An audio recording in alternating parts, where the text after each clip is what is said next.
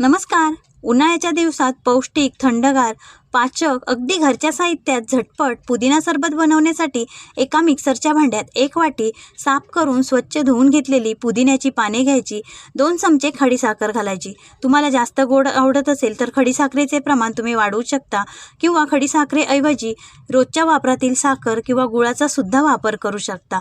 नंतर 1 चमचा जिरा पावडर घालायची. सरबत चटपटीत होण्यासाठी अर्धा चमचा चाट मसाला, अर्धा चमचा सेंधव मीठ घालायचे. बर्फाचे तुकडे घालून मिक्सरला फिरवून घ्यायचे. गाळणीवर हे गाळून घ्यायचे.